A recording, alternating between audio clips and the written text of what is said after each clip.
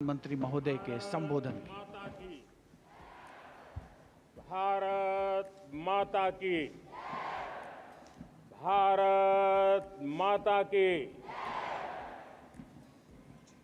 मेरे प्यारे देशवासियों, मेरे परिवारजन, आज वो शुभ घड़ी है जब हम देश के लिए मर मिटने वाले, देश की आजादी के लिए अपना जीवन समर्पित करने वाले, आजीवन संघर्ष करने वाले, फांसी के तख्त पर चढ़कर के भारत मां की जय के नारे लगाने वाले अनगिनत आजादी के दीवानों को नमन करने का ये पर्व है, उनका पुण्य स्मरण करने का पर्व है। आजादी के दीवानों ने आज हमें आजादी के इस पर्व में स्वतंत्रता की सांस लेने के लिए सौभाग्य दिया है। यह देश उनका ऋणी है। ऐसे हर महापुरुष के प्रति हम अपना श्रद्धा भाव व्यक्त करते हैं। मेरे प्यारे देशवासियों, आज जो महानुभाव राष्ट्र रक्षा के लिए और राष्ट्र निर्माण के लिए पूरी लगन से, पूरी प्रतिबद्धता के साथ देश की रक्षा भी कर रहे हैं, देश को नई ऊंचाई पर ले जाने का प्रयास भी कर रहे हैं। चाहे वो हमारा किसान हो, हमारा जवान हो, हमारे नौजवानों का हौसला हो, हमारी माताओं बहनों का योगदान हो, दलित हो, पीड़ित हो, शोषित हो, वंचित हो, अभावों के बीच भी स्वतंत्रता के प्रति उसकी निष्ठा, लोकतंत्र के प्रति उसकी श्रद्धा, ये पूरे विश्व के लिए एक प्रेरक घटना है। मैं आज ऐसे सभी को आदरपूर्वक नमन करता हूं। प्यारे देशवासियों, इस वर्ष और पिछले कुछ वर्षों से प्राकृतिक आपदा के कारण हम सबकी चिंता बढ़ती चली जा रही है। प्राकृतिक आपदा में अनेक लोगों ने अपने परिवारजन खोए हैं, संपत्ति खोई है, राष्ट्र ने भी पारावार नुकसान भोगा है। मैं आज उन सब के प्रति अपनी संवेदना व्यक्त करता हूं और मैं उन्हें विश्वास दिलाता हूं कि यह देश इस संकट की घड़ी में उन सब के साथ खड़ा है। मेरे प्यारे देशवासियों, हम जरा आजादी के पहले के वो दिन याद करें। सैकड़ों साल की गुलामी, हर कालखंड संघर्ष का रहा। युवा हो, बुजुर्ग हो, किसान हो, महिला हो, आदिवासी हो, उन्होंने गुलामी के खिलाफ जंग लड़ते रहे, अविरत जंग लड़ते रहे। इतिहास गवाह है कि 1857 के स्वतंत्रता संग्राम जिसको हम याद करते हैं, उसके पूर्व भी हमारे देश के कई आदिवासी क्षेत्र थे जहां आजादी का जंग लड़ा जाता था। साथियों, गुलामी का इतना लंबा कालखंड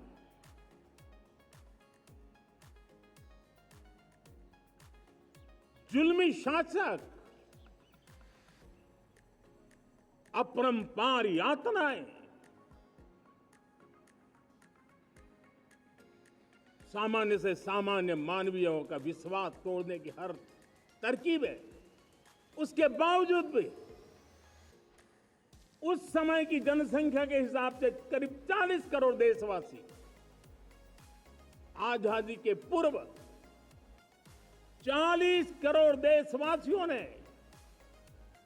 वो जज्बा दिखाया, वो सामर्थ्य दिखाया, वो एक सपना लेकर के चले, एक संकल्प लेकर के चलते रहे, जूझते रहे।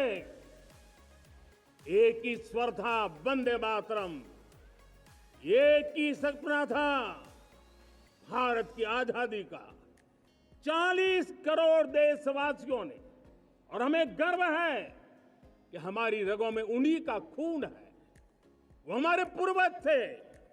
सिर्फ 40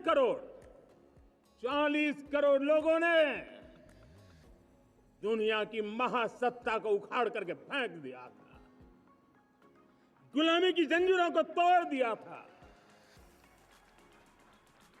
अगर हमारे पूर्वज, जिनका खून हमारी रगों में है, आज हम तो 140 करोड़ है। अगर 40 करोड़ गुलामी की बेड़ियों को तोड़ सकते हैं,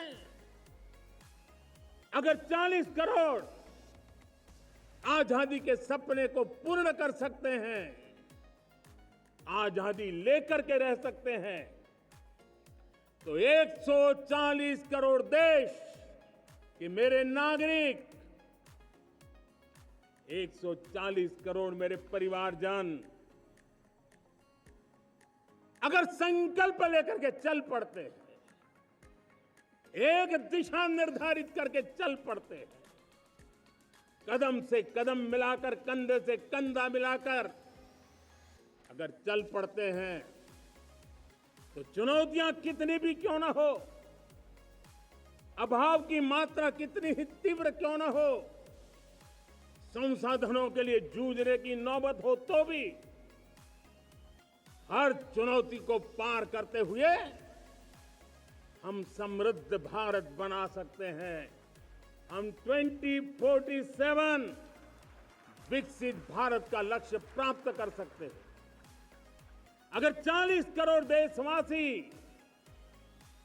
अपने पुरुषार्थ से, अपने समर्पण से, अपने त्याग से, अपने बलिदान से आजादी दे सकते हैं, आजाद भारत बना सकते हैं, तो 140 करोड़ देशवासी उसी भाव से समृद्ध भारत भी बना सकते हैं। साथियों, वो एक समय था जब लोग देश के लिए मरने के लिए प्रतिबद्ध थे और आजादी मिली। आज ये समय है देश के लिए जीने की प्रतिबद्धता का। अगर देश के लिए मरने की प्रतिबद्धता आजादी दिला सकती है, तो देश के लिए जीने की प्रतिबद्धता समृद्ध भारत भी बना सकती है।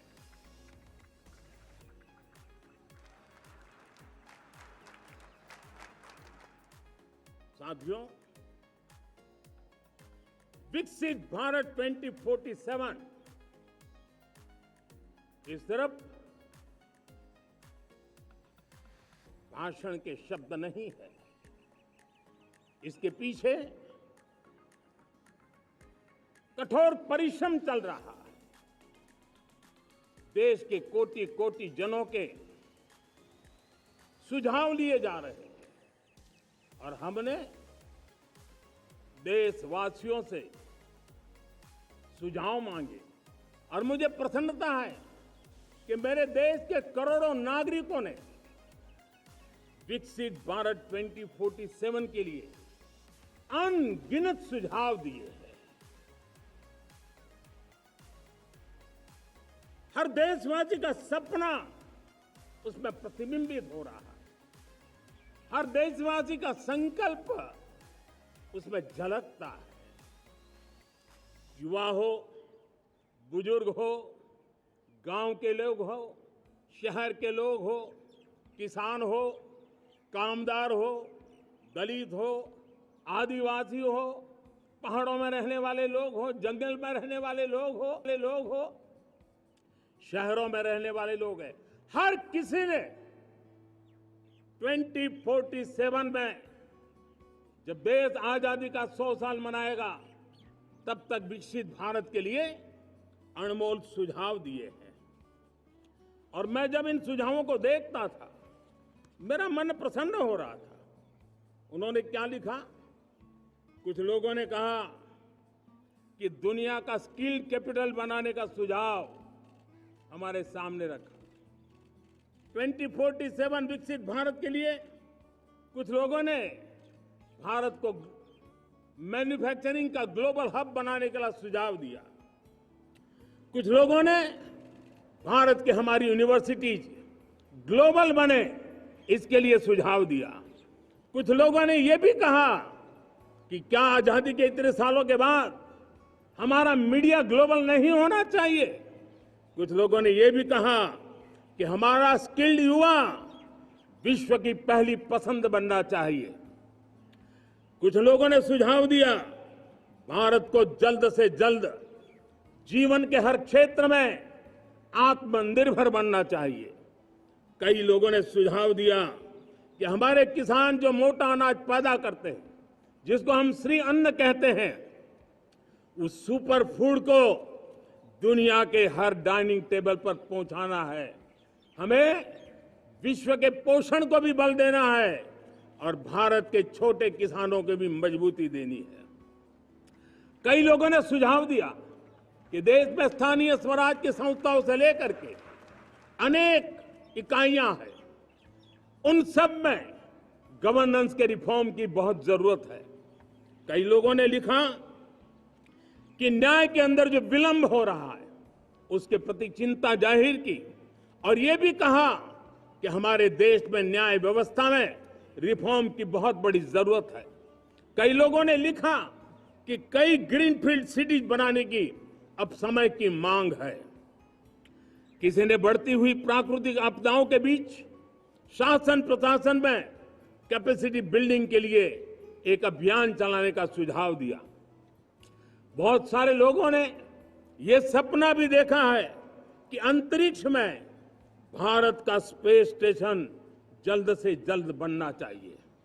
किसी ने कहा भारत की जो पारंपरिक ट्रेडिशनल मेडिसिन है, हमारी औषधि है, दुनिया जब आज होलिस्टिक हेल्थ केयर की तरफ जा रही है तब हमें भारत की पारंपरिक औषधियां और वेलनेस हब के रूप में भारत को विकसित करना चाहिए।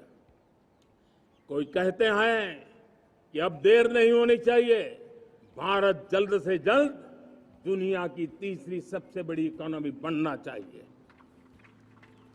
साथियों, मैं इसलिए पढ़ रहा था कि मेरे देशवासियों ने सुझाव दिए, मेरे देश के सामान्य नागरिक ने ये सुझाव हमें दिए हैं।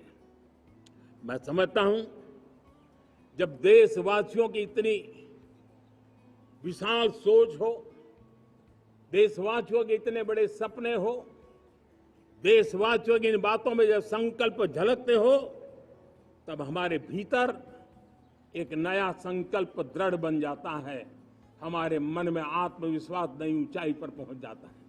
और साथियों, देशवासियों का ये भरोसा सिर्फ कोई इंटेलेक्चुअल डिबेट नहीं है, ये भरोसा अनुभव से निकला हुआ है। ये विश्वास लंबे कालखंड के परिश्रम की पैदावार है और इसलिए देश का सामान्य मानव याद करता है जब लाल किले से कहा जाता है कि हिंदुस्तान के 18,000 गांवों में समय सीमा में बिजली पहुंचाएंगे और वो काम हो जाता है, तब भरोसा मजबूत हो जाता है। जब ये तय होता है कि आजादी के इतने सालों के बाद भी 2.5 करोड़ परिवार ऐसे हैं जहां बिजली नहीं है, वो अंधेरे में जिंदगी गुजारते हैं। 2.5 करोड़ घरों में बिजली पहुंच जाती है, तब सामान्य मानवीय का भरोसा बढ़ जाता है। जब ब्लैक से स्वच्छ भारत की बात कही जाए, तब इस देश के अग्रिम हरोर पंक्ति में बैठे हुए लोग हो, गांव के लोग हो, गरीब बस्ती में रहने वाले लोग हो, छोटे छोटे बच्चे हो, हर परिवार के अंदर स्वच्छता का वातावरण बन जाए, स्वच्छता की चर्चा हो, स्वच्छता के संदर्भ में एक दूसरे को रोक टोकने का निरंतर प्रयास चलता रहे। मैं समझता हूं कि ये भारत के अंदर आई हुई नई चेतना का प्रतिबिंब है। जब देश के सामने लाल किले से कहा जाए कि आज हमारे परिवारों में 3 करोड़ परिवार ऐसे हैं जिनके घर में नल से जल मिलता है, आवश्यक है हमारे इन परिवारों को पीने का शुद्ध पानी पहुंचे। जल जीवन मिशन के तहत इतने कम समय में नए 12 करोड़ परिवारों को जल जीवन मिशन के तहत नल से जल पहुंच रहा है। आज 15 करोड़ परिवार इसके लाभार्थी बन चुके हैं। हमारे कौन लोग वंचित थे इन व्यवस्थाओं से? कौन पीछे रह गए थे? समाज के अग्रिम पंक्ति के लोग इसके लिए अभाव में नहीं जीते थे। मेरे दलित, मेरे पीड़ित, मेरे शोषित, मेरे आदिवासी भाई बहन, मेरे गरीब भाई बहन, मेरे झुग्गी झोपड़ी में जिंदगी गुजारने वाले लोग, वही तो इन चीजों के अभाव में जी रहे थे। हमने अनेक ऐसे प्राथमिक आवश्यकताओं की पूर्ति के लिए जो प्रयास किया और उसका परिणाम हमारे इन सारे समाज के बंधुओं को मिला है। हमने वोकल फॉर लोकल का मंत्र दिया। आज मुझे खुशी है कि वोकल फॉर लोकल ने अर्थतंत्र के लिए एक नया मंत्र बन गया है। हर डिस्ट्रिक्ट अपनी पैदावार के लिए गर्व करने लगा है। 1 डिस्ट्रिक्ट 1 प्रोडक्ट का माहौल बना है। अब 1 डिस्ट्रिक्ट 1 प्रोडक्ट को 1 डिस्ट्रिक्ट का 1 प्रोडक्ट एक्सपोर्ट कैसे हो, उस दिशा में हर जिले सोचने लगे हैं। रिन्यूएबल एनर्जी का संकल्प लिया था। G20 समूह के देशों ने जितना किया है उससे ज्यादा भारत ने किया है, और भारत ने ऊर्जा के क्षेत्र में आत्मनिर्भर बनने के लिए, ग्लोबल वार्मिंग की चिंताओं से मुक्ति पाने के लिए हमने काम किया है। साथियों, देश गर्व करता है आज जब फिनटेक की सफलता को लेकर पूरा विश्व भारत से कुछ सीखना समझना चाहता है, तब हमारा गर्व और बढ़ जाता है। साथियों, हम कैसे भूल सकते हैं कोरोना के वो संकट काल। विश्व में सबसे तेज गति से करोड़ों लोगों को वैक्सीनेशन का काम हमारे इसी देशों में हुआ। यही देश हैं जो कभी आतताई आतंकवादी हमें आकर के मार के चले जाते थे। जब देश की सेना सर्जिकल स्ट्राइक करती है, जब देश की सेना एयर स्ट्राइक करती है, तो देश के नौजवानों का सीना ऊंचा हो जाता है, तन जाता है, गर्व से भर जाता है। और यही बातें हैं जो आज 140 करोड़ देशवासियों का मन गर्व से भरा हुआ है, आत्मविश्वास से भरा हुआ है। साथियों, इन सारी बातों के लिए एक सुविचारित प्रयास हुआ है। रिफॉर्म की परंपरा को सामर्थ्य दिया गया है।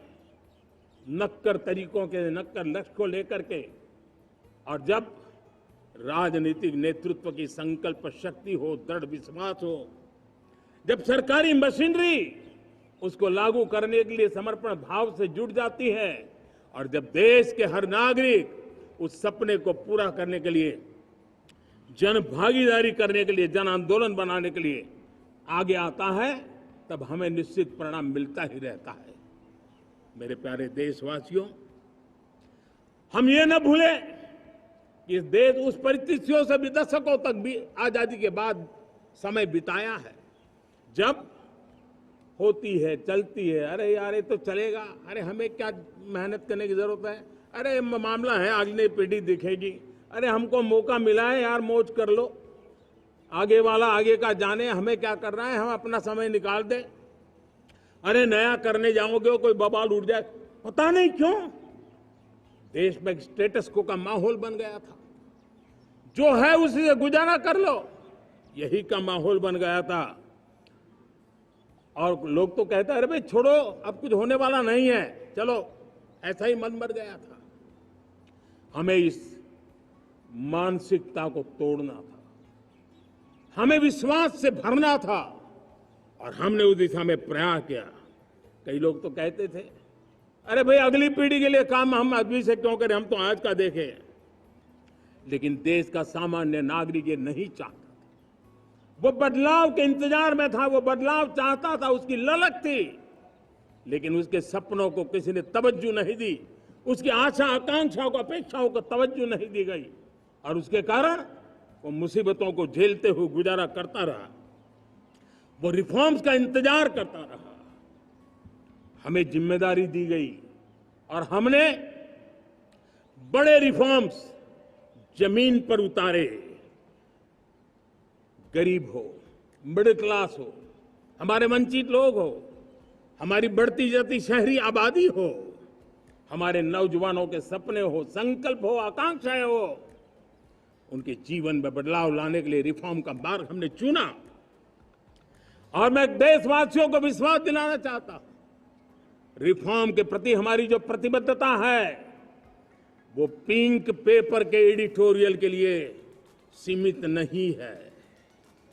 हमारे रिफॉर्म्स की ये प्रतिबद्धता है, वो 4 दिन की वाहवाही के लिए नहीं है।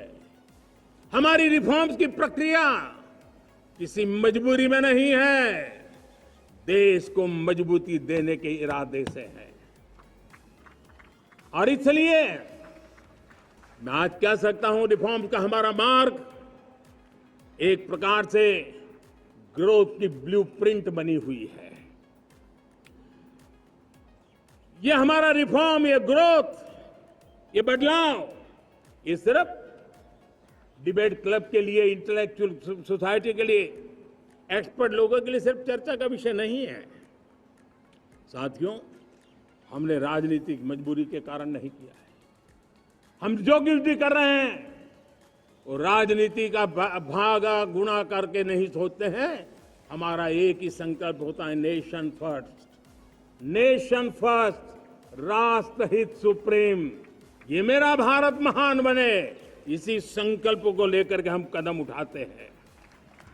साथियों, जब रिफॉर्म की बात आती है, एक लंबा परिवेश है। अगर मैं उसकी चर्चा में चला जाऊंगा तो शायद घंटों निकल जाएंगे, लेकिन मैं एक छोटा सा उदाहरण देना चाहता हूं। बैंकिंग क्षेत्र में जो रिफॉर्म हुआ, आप सोचिए बैंकिंग क्षेत्र का क्या हाल था। न विकास होता था, न विस्तार होता था, न विश्वास बढ़ता था। इतना ही नहीं, जिस प्रकार की कारनामे चले उसके कारण हमारे बैंक संकटों से गुजर रहे थे। हमने बैंकिंग सेक्टर को मजबूत बनाने के लिए अनेकविध रिफॉर्म्स किए, और आज उसका कारण हमारी बैंक विश्व में जो इन्हीं गुनी मजबूत बैंक के हैं, उसमें भारतीय बैंकों ने अपना स्थान बनाया है। और जब बैंक मजबूत होती है ना, तब फॉर्मल इकोनॉमी की ताकत भी बढ़ती है। जब बैंक की व्यवस्था बन जाती है, जब सामान्य खास करके मध्यम वर्ग के परिवार की जो रिक्वायरमेंट होती है, उसको पूरा करने की सबसे बड़ी ताकत बैंकिंग सेक्टर में होती है। अगर उसको होम लोन चाहिए, उसको व्हीकल का लोन चाहिए, मेरे किसान को ट्रैक्टर के लिए लोन चाहिए, मेरे नौजवानों को स्टार्टअप के लिए लोन चाहिए, मेरे नौजवानों को कभी पढ़ने के लिए, एजुकेशन के लिए लोन चाहिए, किसी को विदेश जाने के लिए लोन चाहिए, ये सारी बातें उसे संभव होती है। मुझे तो खुशी है कि मेरे पशुपालक भी, मेरे मछली पालन करने वाले भाई बहन भी आज बैंकों से लाभ ले रहे हैं। मुझे खुशी है मेरे रेहड़ी पटरी वाले लाखों भाई बहन आज बैंक से साथ जुड़ करके अपनी नई ऊंचाइयों को प्राप्त कर रहे हैं और विकास की दिशा में वो भागीदार बन रहे हैं। हमारे एमएसएमई, हमारे लघु उद्योग के लिए तो बैंक एक सबसे बड़ी सहायक होती है। उसको रोजमर्रा पैसों की जरूरत होती है अपने नित्य मर्जी पर प्रगति के लिए, और उस काम को हमारी मजबूत बैंकों के कारण संभव हुआ है। साथियों, दुर्भाग्य से हमारे देश में आजादी तो मिली, लेकिन लोगों को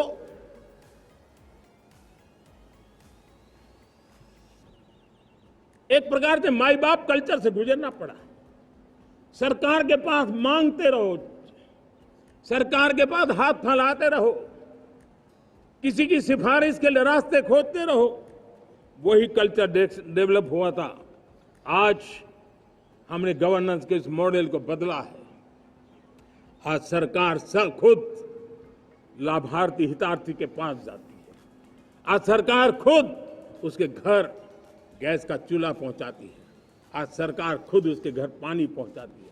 आज सरकार खुद उसके घर बिजली पहुंचाती है। आज सरकार खुद उसको आर्थिक मदद दे करके विकास के नए आयामों को सर करने के लिए प्रेरित करती है, प्रोत्साहित करती है। आज सरकार खुद नौजवान के स्किल डेवलपमेंट के लिए अनेकविध कदम उठा रही है। साथियों, बड़े रिफॉर्म्स के लिए हमारी सरकार बहुत ही प्रतिबद्ध है और हम इसी के द्वारा देश में प्रगति की राह को चुनना चाहते हैं। साथियों, देश में नई व्यवस्थाएं बन रही है। देश को आगे ले जाने के लिए अनेकविध नीतियों को, अनेकविध पॉलिसीज को निरंतर बनाया जाए और नए सिस्टम पर देश का भरोसा भी बढ़ता रहता है, निरंतर बढ़ता रहता है। आज जो 20-25 साल का नौजवान है, जो 10 साल पहले जब 12-15 साल की उम्र का नौजवान था, उसने अपनी आंखों के सामने ये बदलाव देखा है। 10 साल के भीतर उसके सपनों को आकार मिला है, धार मिली है और उसके आत्मविश्वास में एक नई चेतना जगी है और वही देश का एक नया सामर्थ्य के रूप में उभरना है। आज विश्व भर में भारत की साख बढ़ी है, भारत के प्रति देखने का नजरिया बदला है। आज विश्व में युवाओं के लिए संभावनाओं के द्वार खुले हैं। रोजगार के अनगिनत नए अवसर जो शायद आजादी के इतने सालों के बाद भी नहीं आए थे, वो आज उनके दरवाजे पर दस्तक दे रहे हैं। संभावनाएं बढ़ती गई हैं, नए मौके बन रहे हैं। मेरे देश के युवाओं को अब धीरे धीरे चलने का इरादा नहीं है। मेरा देश का नौजवान इंक्रीमेंटल प्रगति में विश्वास नहीं करता। मेरा देश का नौजवान छलांग मारने के मूड में है। वो छलांग मार के नई सिद्धियों को प्राप्त करने के मूड में है। मैं कहना चाहूंगा, भारत के लिए गोल्डन एरा है। वैश्विक परिस्थितियों की तुलना में भी देखें, ये गोल्डन एरा है। ये हमारा स्वर्णिम कालखंड है। मेरे प्यारे देशवासियों, ये अवसर हमें जाने नहीं देना है। ये मौका हमें जाने नहीं देना चाहिए और इसी मौके को पकड़ करके अपने सपने और संकल्पों को लेकर के चल पड़ेंगे तो हम देश की स्वर्णिम भारत की जो अपेक्षा और हमें विकसित भारत का 2047 का लक्ष्य हम पूरा करके रहेंगे। हम सदियों की बेड़ियों को तोड़ करके निकले हैं।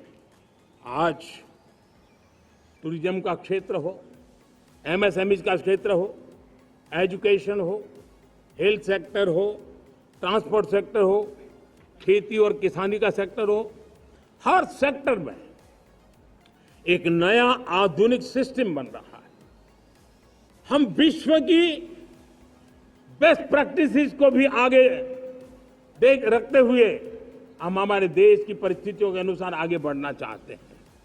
हर सेक्टर में आधुनिकता की जरूरत है, नएपन की जरूरत है, टेक्नोलॉजी को जोड़ने की जरूरत है और हर सेक्टर में हमारी नई नीतियों के कारण इन सारे क्षेत्रों में एक नया सपोर्ट मिल रहा है, नई ताकत मिल रही है।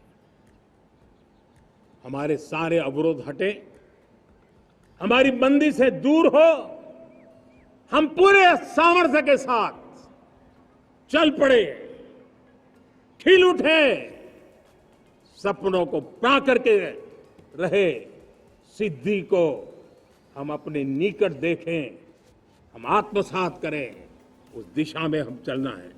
अब आप देखिए कितना बड़ा बदलाव रहा है। मैं एकदम जमीनी स्तर की बात करूं, विमेन सेल्फ हेल्प ग्रुप, आज 10 साल में हमारे 10 करोड़ बहनें विमेन सेल्फ हेल्प ग्रुप में जुड़ी हैं। 10 करोड़ नई बहनें। हमें गर्व हो रहा है कि हमारे सामान्य परिवार की, गांव की 10 करोड़ महिलाएं आर्थिक रूप से आत्मनिर्भर बन रही हैं। और जब महिला आर्थिक रूप से आत्मनिर्भर बनती हैं, तब परिवार की निर्णय प्रक्रिया की हिस्सेदार बनती हैं, एक बहुत बड़ी सामाजिक परिवर्तन की गारंटी लेकर के आती है। मुझे गर्व है इस बात पर, लेकिन साथ साथ मुझे गर्व इस बात का भी है कि हमारे सीईओ आज दुनिया भर के अंदर अपनी धाक जमा रहे हैं। भारत के हमारे सीईओ विश्व भर में अपनी धाक जमा रहे हैं। हमारे लिए खुशी की बात है कि एक तरफ मेरे सीईओ दुनिया भर में नाम कमा रहे हैं, भारत का नाम बढ़ा रहे हैं, तो दूसरी तरफ विमेन सेल्फ हेल्प ग्रुप से 1 करोड़ मेरी सामान्य परिवार की माताएं बहनें लखपति दीदी बनती है। मेरे लिए ये भी उतना ही गर्व की बात है। अब हमने सेल्फ हेल्प ग्रुप को 10 लाख रुपए से 20 लाख रुपए देने का निर्णय किया है। अब तक 9 लाख करोड़ रुपए बैंकों के माध्यम से हमारे इन विमेन सेल्फ हेल्प ग्रुप को मिले हैं, और जिसकी मदद से वो अपने अनेकविध कामों को बढ़ावा रहे हैं। मेरे साथियों, मेरे नौजवान इस तरफ ध्यान दें। स्पेस सेक्टर एक फ्यूचर है हमारे साथ जुड़ा हुआ, एक महत्वपूर्ण पहलू है।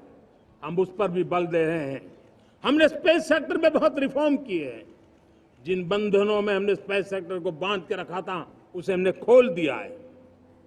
आज सैकड़ों स्टार्टअप्स स्पेस के सेक्टर में आ रहे हैं। वाइब्रेंट बनता जाता हमारा स्पेस सेक्टर भारत को एक शक्तिशाली राष्ट्र बनाने का एक महत्वपूर्ण अंग है, और हम इसको दूर की सोच के साथ मजबूती दे रहे हैं। आज private satellite, private rocket launch हो रहे हैं। ये गर्व की बात है। आज मैं कह सकता हूं, जब नीति सही होती है, नियत सही होती है और पूर्ण समर्पण से राष्ट्र का कल्याण यही मंत्र होता है, तो निश्चित परिणाम हम प्राप्त करके रहते हैं। मेरे प्यारे देशवासियों, आज देश में नए अवसर बने, तब मैं कह सकता हूं 2 चीजें और हुई जिसने विकास को एक गति दी है, विकास को एक नई छलांग दी है। और ये है, पहला है आधुनिक इंफ्रास्ट्रक्चर का निर्माण। हमने इंफ्रास्ट्रक्चर को आधुनिक बनाने की दिशा में बहुत बड़े कदम उठाए हैं। और दूसरी तरफ सामान्य मानवीय के जीवन में जो बाधाएं हैं, ईज ऑफ लिविंग का हमारा जो सपना है, उस पर भी हमने उतना ही बल दिया है। पिछले 1 दशक में अभूतपूर्व इंफ्रास्ट्रक्चर का विकास हुआ है। रेल हो, रोड हो, एयरपोर्ट हो, पोर्ट हो, ब्रॉडबैंड कनेक्टिविटी हो, गांव-गांव नए स्कूल बनाने की बात हो, जंगलों में स्कूल बनाने की बात हो, दूर सुदूर इलाकों में अस्पताल बनाने की बात हो, आरोग्य मंदिर बनाने की बात हो, मेडिकल कॉलेजों का काम हो, आयुष्मान आरोग्य मंदिरों का निर्माण चलता हो, 60,000 से ज्यादा अमृत सरोवर बने हो, 2 लाख पंचायतों तक ऑप्टिकल फाइबर नेटवर्क पहुंचा हो, नहरों का एक बहुत बड़ा जाल बिछाया जा रहा हो, 4 करोड़ पक्के घर बनना, गरीबों को एक नया आश्रय मिलना, 3 करोड़ नए घर बनाने के संकल्प के साथ आगे बढ़ने की हमारी कोशिश हो। हमारा पूर्वी भारत, नॉर्थ ईस्ट, उसका इलाका आज इंफ्रास्ट्रक्चर के लिए जाने जाना लगा है।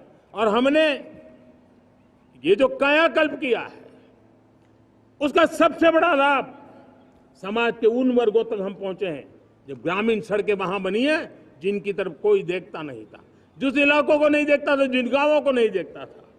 दलित हो, पीड़ित हो, शोषित हो, वंचित हो, पिछड़े हो, आदिवासी हो, जंगल में रहने वाले हो, दूर सुदूर पहाड़ों में रहने वाले हो, सीमावर्ती स्थान पर रहने वाले हो, हमने उनकी आवश्यकता की पूर्ति की है।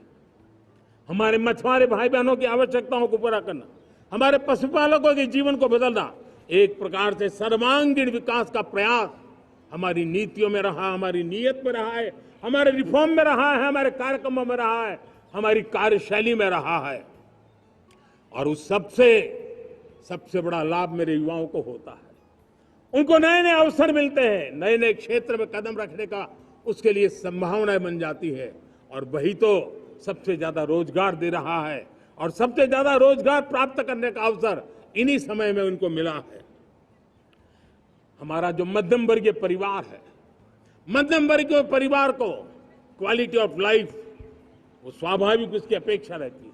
वो देश के लिए बहुत देता है, तो देश का भी दायित्व है कि उसकी जो क्वालिटी ऑफ लाइफ पे जो उसकी अपेक्षाएं हैं, सरकार की कठिनाइयों से मुक्ति की उसकी जो अपेक्षाएं हैं, उसको पूर्ण करने के लिए हम निरंतर प्रयास करते हैं। और मैंने तो सपना देखा है कि 2047 जब विकसित भारत का सपना होगा, तो उसकी एक इकाई ये भी होगी कि सामान्य मानव के जीवन में सरकार की दखलें कम हो, जहां सरकार की जरूरत हो वहां अभाव न हो, और जहां सरकार की बेकारण प्रभाव भी न हो, इस प्रकार की व्यवस्था पर हम प्रतिबद्ध हैं।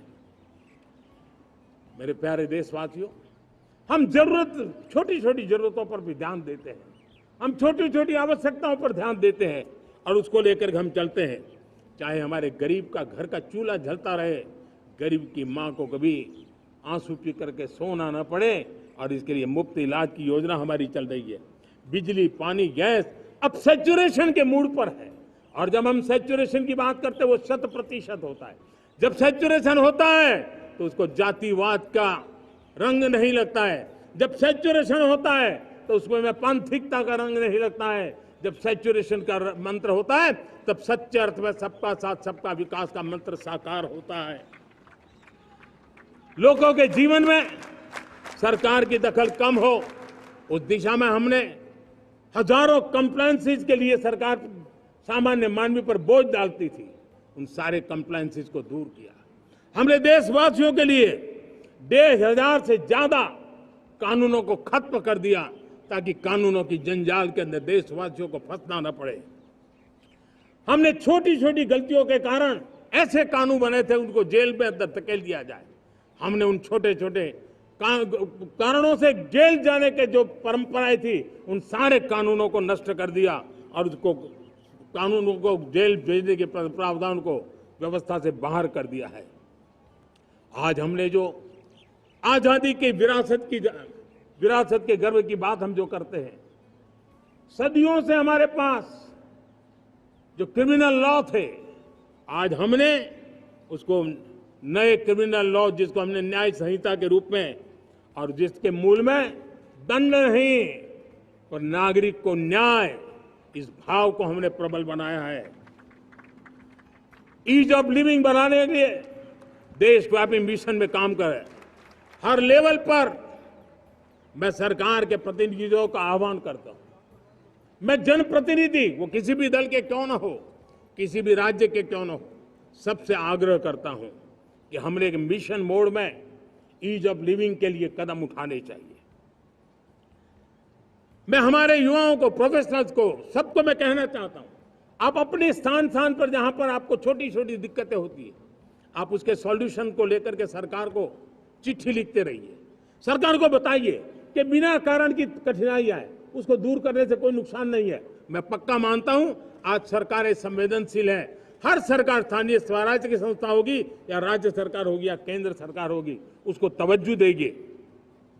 गवर्नेंस में रिफॉर्म्स, ये हमें विकसित भारत 2047 के सपने के लिए हमने उसको जोर लगा करके आगे बढ़ाना होगा, ताकि सामान्य मानवी के जीवन में अवकाश ही अवकाश पैदा हो, रुकावटें खत्म होती चली जाए।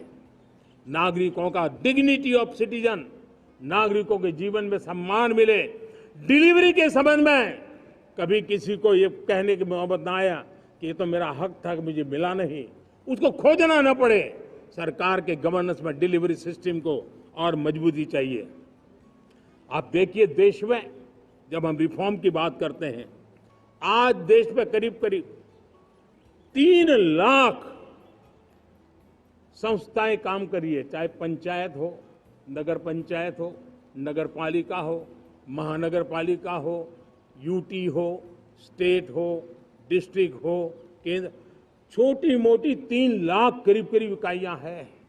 अगर ये हमारे 3 लाख इकाइयों को मैं आज आह्वान करता हूं कि अगर आप साल में अपने स्तर पर जिन चीजों की जरूरत है सामान्य मानव के लिए 2 रिफॉर्म करें, ज्यादा नहीं कह रहा हूं मेरे साथियों, एक पंचायत हो, एक राज्य सरकार हो, कोई विभाग हो, सिर्फ 1 साल में 2 रिफॉर्म और उसको जमीन पर उतारें। आप देखिए, हम देखते ही देखते 1 साल में करीब करीब 25-30 लाख रिफॉर्म कर सकते हैं। जब 25-30 लाख रिफॉर्म हो जाए तब सामान्य मानवीय का विश्वास कितना बढ़ जाएगा, उसकी शक्ति राष्ट्र को नई ऊंचाई पर ले जाने में कितनी काम आएगी। और इसलिए हम अपने स्तर पर होती है चलती से मुक्ति पाकर के बदलावों के लिए आगे आए, हिम्मत के साथ आगे आए। और सामान्य मानवीय की जरूरत, छोटी छोटी जरूरत होती है, पंचायत लेवल पर भी वो मुसीबतें झेल रहा है, उन मुसीबतों से हम मुक्ति दिलाएं तो मुझे पक्का विश्वास है कि हम सपनों को पार कर सकते हैं। मेरे प्यारे देशवासियों, आज देश आकांक्षाओं से भरा हुआ है। हमारे देश का नौजवान नई सिद्धियों को चूमना चाहता है, नए नए शिखरों पर वो कदम रखना चाहता है। और इसलिए हमारी कोशिश है हर सेक्टर में कार्य को हम गति दें, तेज गति दें, और उसके द्वारा पहले हम हर सेक्टर में नए अवसर पैदा करें। दूसरा, ये बदलती हुई व्यवस्थाओं के लिए जो सपोर्टिव इंफ्रास्ट्रक्चर चाहिए, उन इंफ्रास्ट्रक्चर पर हम बदलाव के मजबूती देने की दिशा में काम करें। और तीसरी बात है, नागरिकों की मूलभूत सुविधाओं के विषय में हम प्राथमिकता दें, उसको बल दें।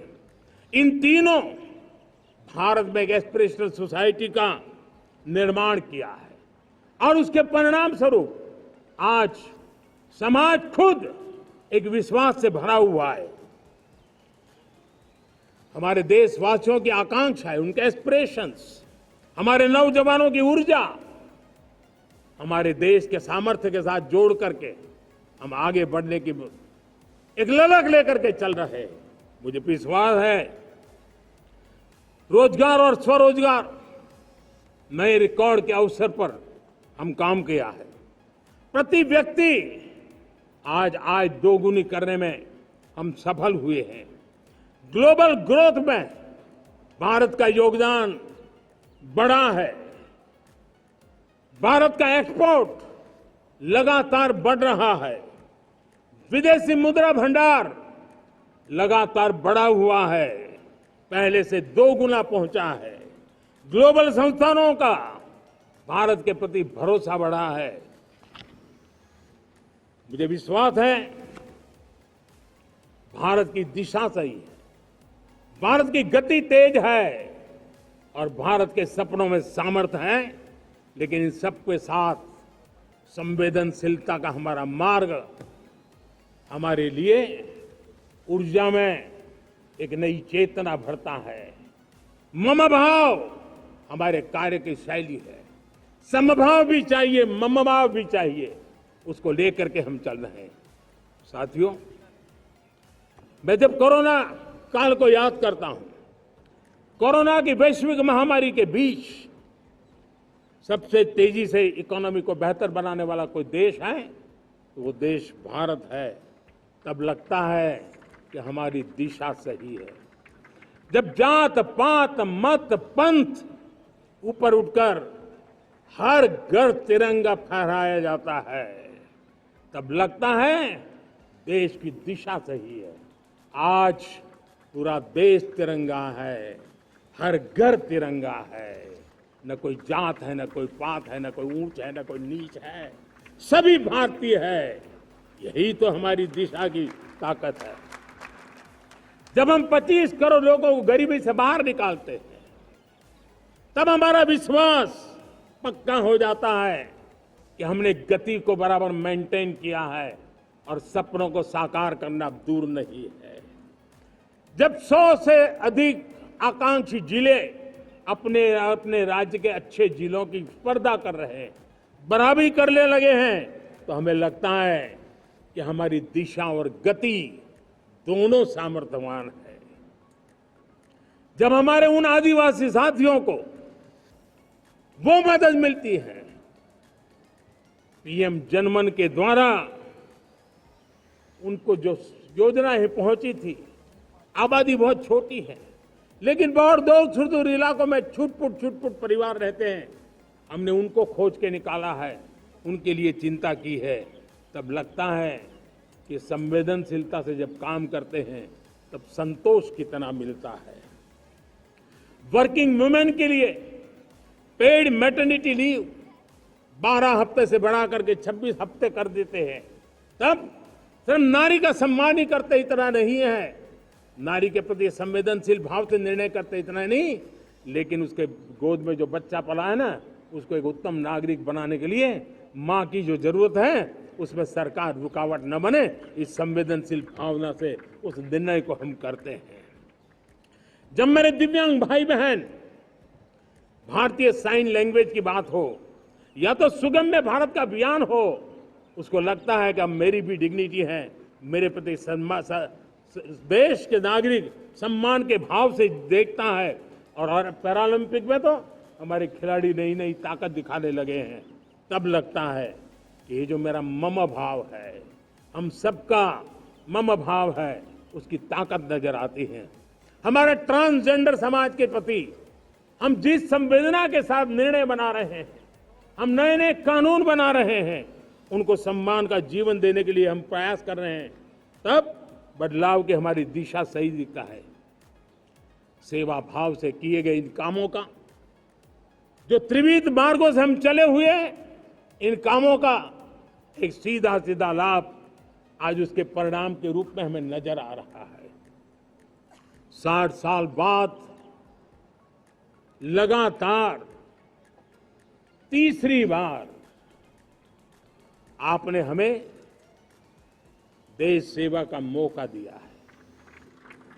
मेरे 140 करोड़ देशवासी, आपने जो आशीर्वाद दिए हैं, उस आशीर्वाद में मेरे लिए एक ही संदेश है, जन जन की सेवा, हर परिवार की सेवा, हर क्षेत्र की सेवा, और सेवा भाव से समाज की शक्ति को साथ लेकर के विकास की नई ऊंचाइयों पर पहुंचना।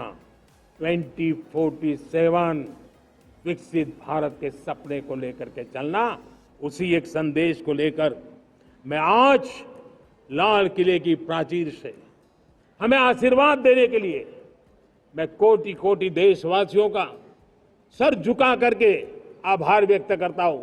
मैं उनके प्रति नतमस्तक होता हूं और मैं उनको विश्वास दिलाता हूं कि हमें नई ऊंचाइयों को नए जोश के साथ आगे बढ़ना है।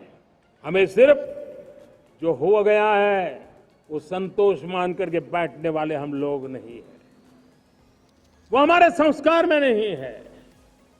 हम कुछ और करने के लिए, कुछ और आगे बढ़ने के लिए और कुछ और नई ऊंचाइयों को पार करने के लिए हम आगे बढ़ना चाहते हैं। विकास को, समृद्धि को, सपनों को साकार करने को, संकल्प को लिए जीवन खपाने को हम अपना स्वभाव बनाना चाहते हैं, देशवासियों का स्वभाव बनाना चाहते हैं। मेरे प्यारे देशवासियों,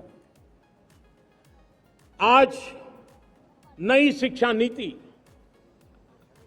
बहुतेक मात्रा में कई राज्यों ने उसको अच्छा इनिशिएटिव लिए हैं और उसके कारण आज एक 21वीं सदी के अनुरूप हमारी शिक्षा व्यवस्था को जो हम बल देना चाहते हैं और विकसित भारत के सपने के लिए जिस प्रकार से मानव समूह तैयार करना चाहते हैं, नई शिक्षा नीति बहुत बड़ी भूमिका अदा। मैं नहीं चाहता हूं कि मेरे देश के नौजवानों को अब विदेशों में पढ़ने के लिए मजबूर होना पड़े। मध्यम वर्गीय परिवार के लाखों करोड़ों रुपया बच्चों को विदेश पढ़ने के लिए भेजने में खर्च हो जाए। हम यहाँ ऐसी शिक्षा व्यवस्था का विकसित करना चाहते हैं कि मेरे देश के नौजवानों को विदेश जाना न पड़े, मेरे मध्यम वर्गीय परिवारों को लाखों करोड़ रुपया खर्च करना न पड़े। इतना ही नहीं, ऐसे संस्थान निर्माण हो ताकि विदेशों से लोग भारत के अंदर उनका मुंह मोड़े। अभी अभी हमने बिहार का हमारा गौरवप्रद इतिहास रहा है, नालंदा यूनिवर्सिटी का पुनर्निर्माण किया है। फिर से एक बार नालंदा यूनिवर्सिटी काम करना शुरू कर दिया है। लेकिन हमें शिक्षा के क्षेत्र में फिर से एक बार सदियों पुराने उस नालंदा स्पिरिट को जगाना होगा, उस नालंदा स्पिरिट को जीना होगा, उस नालंदा स्पिरिट को लेकर के बड़े विश्वास के साथ विश्व की ज्ञान की परंपराओं को नई चेतना देने का काम हमें करना होगा। मुझे पक्का विश्वास है कि नई शिक्षा नीति ने मातृभाषा पर बल दिया है। मैं राज्य सरकारों से कहूंगा, मैं देश की सभी संस्थानों से कहूंगा कि भाषा के कारण हमारे देश की टैलेंट को रुकावट नहीं आनी चाहिए, भाषा अवरुद्ध नहीं होनी चाहिए। मातृभाषा का सामर्थ्य हमारे देश के छोटे छोटे गरीब से गरीब मां के बेटे को भी सपने पूरा करने का ताकत देता है। और इसलिए हमने हमारी मातृभाषा में पढ़ाई, जीवन में मातृभाषा का स्थान, परिवार में मातृभाषा का स्थान, उसकी ओर हमें बल देना होगा। मेरे प्यारे देशवासियों, जिस प्रकार से आज विश्व का बदलाव नजर आ रहा है और तब जाकर के स्किल का महत्व बहुत बढ़ गया है और हम स्किल को और नई एक ताकत देना चाहते हैं। हम इंडस्ट्री 4.0 को ध्यान में रख करके हम स्किल डेवलपमेंट चाहते हैं। हम जीवन के हर क्षेत्र में, हम एग्रीकल्चर सेक्टर में भी कैपेसिटी बिल्डिंग करने के लिए स्किल डेवलपमेंट चाहते हैं। हम तो हमारा सफाई का क्षेत्र हो, उसमें भी एक नए स्किल डेवलपमेंट की ओर बल देना चाहते हैं। और हम स्किल इंडिया प्रोग्राम को बहुत व्यापक रूप से इस बार लेकर के आए हैं। बजट में भी इसका बहुत बड़ा, इस बजट में इंटर्नशिप को भी हमने बल दिया है ताकि हमारे नौजवानों को एक एक्सपीरियंस मिले, उनकी कैपेसिटी बिल्डिंग हो और बाजार में उनका ताकत दिखाई दे। उस प्रकार से मैं स्किल युवाओं को तैयार करना चाहता हूं। और इसलिए कई बार, और दोस्तों, आज विश्व की परिस्थिति को देखते हुए मैं साफ साफ देख रहा हूं कि भारत का स्किल्ड मैन पावर जो है, हमारा स्किलफुल जो नौजवान है, वो ग्लोबल जॉब मार्केट में अपनी दमक बनाए। हम उस सपने को लेकर के आगे चल रहे हैं। साथियों, विश्व जिस तेजी से बदल रहा है, जीवन के हर क्षेत्र में साइंस और टेक्नोलॉजी का महत्व बढ़ता चला जाने वाला है। हमें साइंस को बहुत बढ़ देने की आवश्यकता है। और मैंने देखा चंद्रयान की सफलता के बाद हमारे स्कूल कॉलेज के अंदर साइंस और टेक्नोलॉजी के प्रति एक नई रुचि का वातावरण बना है, नई दिलचस्पी बढ़ी है। तब हमारे शिक्षा संस्थानों ने ये जो मनोभाव बना है, उसको नर्चर करने के लिए आगे आना होगा। भारत सरकार ने भी रिसर्च के लिए सपोर्ट बढ़ा दिया है। हमने ज्यादा से ज्यादा चेयर स्थापित किए हैं। हमने नेशनल रिसर्च फाउंडेशन बना करके हमने उसको एक कानूनी परिवेश में ला करके स्थायी रूप से एक व्यवस्था विकसित की है ताकि रिसर्च को लेकर के निरंतर बल मिले और ये रिसर्च फाउंडेशन उस काम को करे। मेरे बड़े गर्व की बात है कि बजट में हमने 1 लाख करोड़ रुपया रिसर्च और इनोवेशन के लिए हमने देने का निर्णय किया है ताकि हमारे देश के नौजवान के पास जो आइडियाज है, उस आइडियाज को हम जमीन पर उतार पाए। साथियों, आज भी हमारे देश में मेडिकल एजुकेशन के लिए हमारे बच्चे बाहर जा रहे हैं। वैसा कहा मैंने, बड़े बहुत ज्यादातर मध्यम वर्गीय परिवार के हैं, उनके लाखों करोड़ों रुपए खर्च हो जाते हैं। और तब जाकर के हमने पिछले 10 साल में मेडिकल सीटों को करीब करीब 1 लाख कर दिया। आज मैं करीब करीब 25,000 युवा हर साल विदेश में मेडिकल एजुकेशन के लिए जाते हैं। और ऐसे ऐसे देश में जाना पड़ रहा है, कभी कभी तो मैं सुनता हूं तो हैरान हो जाता हूं। और इसलिए हमने तय किया है कि अगले 5 साल में मेडिकल लाइन में 75,000 नई सीटें बनाई जाएगी। मेरे प्यारे देशवासियों, विकसित भारत 2047 वो स्वस्थ भारत भी होना चाहिए। और जब स्वस्थ भारत हो तो आज जो बच्चे हैं उनके पोषण पर आज से ही ध्यान देने की जरूरत है। और इसलिए हमने विकसित भारत की जो पहली पीढ़ी है उनकी तरफ विशेष ध्यान दे करके हमने पोषण का एक अभियान चला है। हमने राष्ट्रीय पोषण मिशन शुरू किया है। पोषण को हमने प्राथमिकता दी है। मेरे प्यारे देशवासियों, हमारी कृषि व्यवस्था को ट्रांसफॉर्म करना बहुत जरूरी है, समय की मांग है। हम सदियों से जिस परंपरा में दबे हुए हैं, जकड़े हुए हैं, उससे मुक्ति पानी होगी। और हमारे किसानों को उसके लिए हम मदद भी दे रहे हैं। हम उसको ट्रांसफॉर्म करने की दिशा में लगातार काम करते आए हैं। आज आसान ऋण दे रहे हैं किसानों को, टेक्नोलॉजी की मदद दे रहे हैं। किसान जो पैदावार करता है उसको वैल्यू एडिशन के लिए हम काम कर रहे हैं। उसके लिए मार्केटिंग के लिए पूरा प्रबंध करते हैं ताकि उसको एंड टू एंड हर जगह पे हैंड होल्डिंग की व्यवस्था हो। उस दिशा में हम काम कर रहे हैं। आज जब धरती माता के प्रति सारा विश्व चिंतित है, जिस प्रकार से उर्वरक के कारण हमारी धरती माता की शहद दिनों दिन बिगड़ता जा रही है, हमारी धरती माता की उत्पादकता क्षमता खत्म होती चली जा रही है, कम होती चली जा रही है। और उस समय मैं मेरे देश के लाखों किसानों का आभार व्यक्त करना चाहता हूं जिन्होंने प्राकृतिक खेती का रास्ता चुना है और हमारी धरती माता की सेवा करने का भी उन्होंने बीड़ा उठाया है।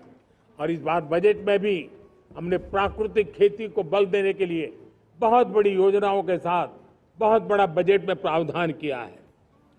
मेरे प्यारे देशवासियों, आज दुनिया की स्थिति में देखता हूं, पूरा विश्व होलिस्टिक हेल्थ केयर की तरफ मुड़ रहा है। और तब उनको ऑर्गेनिक फूड ये उनकी प्रथम पसंद बनी है।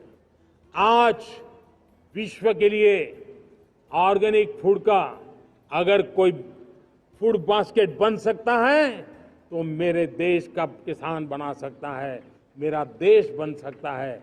और इसलिए हम आने वाले दिनों में उस सपने को लेकर के आगे चलना चाहते हैं ताकि ऑर्गेनिक फूड की जो विश्व की मांग है, उस ऑर्गेनिक फूड का बास्केट हमारा देश कैसे बने, किसानों का जीवन आसान बने, गांव में टॉप क्लास इंटरनेट कनेक्टिविटी मिले, किसानों को स्वास्थ्य सुविधाएं मिले, किसान के बच्चों को पढ़ने के लिए स्मार्ट स्कूल अवेलेबल हो, किसान के बच्चों को रोजगार उपलब्ध हो। छोटी छोटे खेती के टुकड़ों पर पूरा परिवार आज जीना बड़ा मुश्किल हो रहा है, तब उनके नौजवानों के लिए वो स्किल मिले ताकि उनके नए रोजगार मिले, नए आय के साधन बने। इसका एक कॉम्प्रिहेंसिव प्रयास हम कर रहे हैं। बीते वर्षों में वुमेन लेड डेवलपमेंट मॉडल पर हमने काम किया है। इनोवेशन हो, एम्प्लॉयमेंट हो, एंटरप्रेन्योरशिप हो, हर सेक्टर में महिलाओं के कदम बढ़ते जा रहे हैं। महिलाएं सिर्फ भागीदारी बढ़ा रही है ऐसा नहीं, महिलाएं नेतृत्व दे रही है। आज अनेक क्षेत्रों में, आज हमारे रक्षा क्षेत्र में देखिए, हमारा एयरफोर्स हो, हमारी आर्मी हो, हमारी नेवी हो, हमारा स्पेस सेक्टर हो, आज हमारी महिलाओं का हम दमखम देख रहे हैं देश के लिए।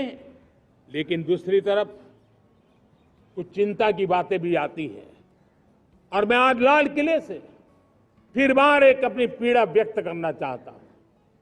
एक समाज के नाते हमें गंभीरता से सोचना होगा कि हमारी माताओं, बहनों, बेटियों के प्रति जो अत्याचार हो रहे हैं, उसके प्रति देश का आक्रोश है, जन सामान्य का आक्रोश है। इस आक्रोश को मैं महसूस कर रहा हूं। इसको देश को, समाज को, हमारी राज्य सरकारों को गंभीरता से लेना होगा। महिलाओं के विरुद्ध अपराधों की जल्द से जल्द जांच हो, राक्षसी कृत्य करने वालों को जल्द से जल्द कड़ी सजा हो, वो समाज में विश्वास पैदा करने के लिए जरूरी है।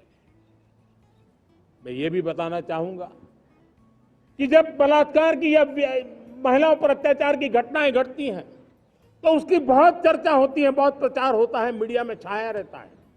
लेकिन जब ऐसे राक्षसी मनोवृत्ति व्यक्ति को सजा होती है तो वो खबरों में कहीं नजर नहीं आती है, कोने में कहीं पड़ा रहता है।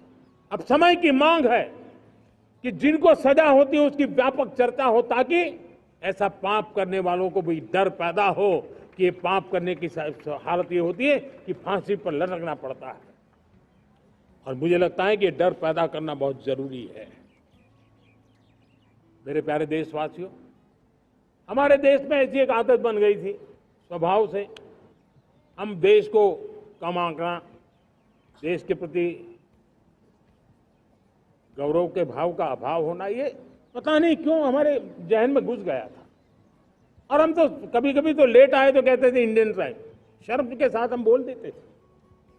देश को इन चीजों से हमने बाहर लाने में सफलता पाई है। किसी जमाने में कहा जाता था अरे खिलौने भी बाहर से आते थे, वो दिन देखे हमने। आज मैं गर्व से कह सकता हूं कि मेरे देश के खिलौने दुनिया के बाजार में अपनी धमक लेकर के पहुंच रहे हैं। खिलौने हमारे एक्सपोर्ट होने शुरू हुए। तो एक जमाना था हम मोबाइल फोन इंपोर्ट करते थे। आज मोबाइल फोन का मैन्युफैक्चरिंग का इकोसिस्टम बना है, एक बहुत बड़ा हब बना है। और आज हम मोबाइल फोन दुनिया में एक्सपोर्ट करने लगे हैं। ये भारत की ताकत है। साथियों, भविष्य के साथ सेमीकंडक्टर जुड़ा हुआ है, आधुनिक टेक्नोलॉजी जुड़ी है, एआई जुड़ा हुआ है। हमने सेमीकंडक्टर मिशन पर काम शुरू किया है।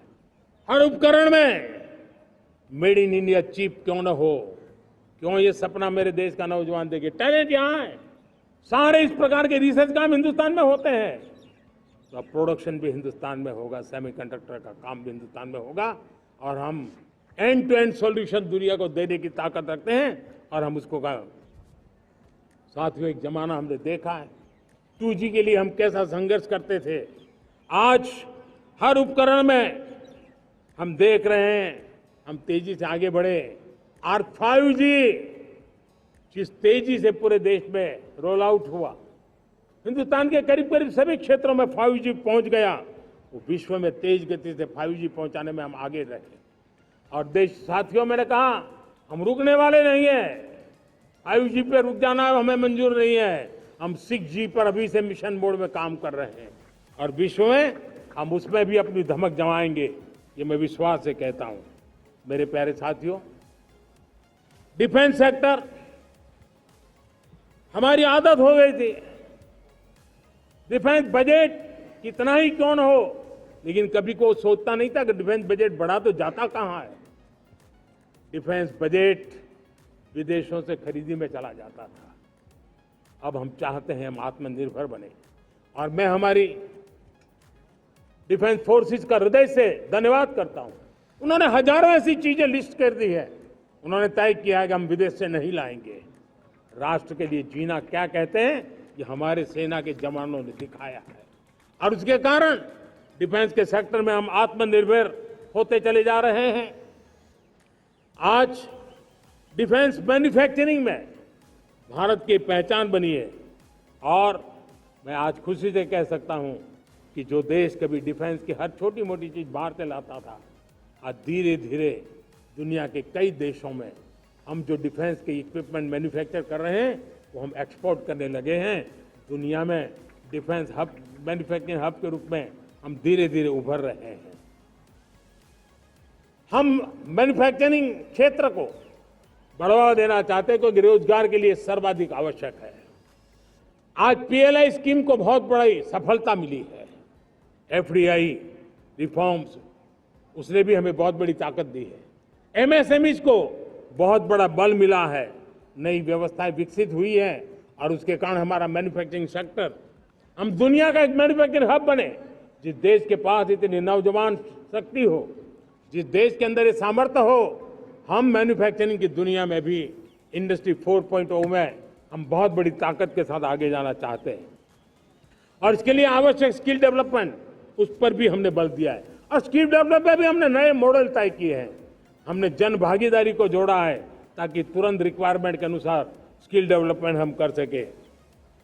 और मुझे विश्वास है, मैं लाल किले की प्राचीर से कह रहा हूं, वो दिन दूर नहीं होगा जो भारत इंडस्ट्रियल मैन्युफैक्चरिंग का हब होगा। दुनिया उसकी तरफ देखती होगी। आज विश्व की बहुत बड़ी कंपनियां भारत में निवेश करना चाहती हैं। ये चुनाव के बाद मैंने देखा, मेरे तीसरे कार्यकाल में जितने लोग मुझसे मिलने के लिए मांग कर रहे हैं वो ज्यादातर निवेशक लोग हैं, विश्व भर के निवेशक हैं। वो आना चाहते हैं, भारत में निवेश करना चाहते हैं। ये एक बहुत बड़ा गोल्डन अपॉर्चुनिटी है। मैं राज्य सरकारों से आग्रह करता हूं कि आप निवेशकों को आकर्षित करने के लिए स्पष्ट नीति निर्धारित कीजिए, गुड गवर्नेंस का आश्वासन दीजिए, लॉ एंड ऑर्डर सिचुएशन के लिए उनको भरोसा दीजिए। हर राज्य एक तंदुरुस्त स्पर्धा में आगे आए। राज्य के बीच निवेशकों को खींचने के लिए स्पर्धा होनी चाहिए, निवेशकों को लिए, ताकि उनके राज्य में निवेशक आएंगे, उनके राज्य के नौजवानों को स्थानीय रूप से अवसर मिलेगा, रोजगार का अवसर मिलेगा।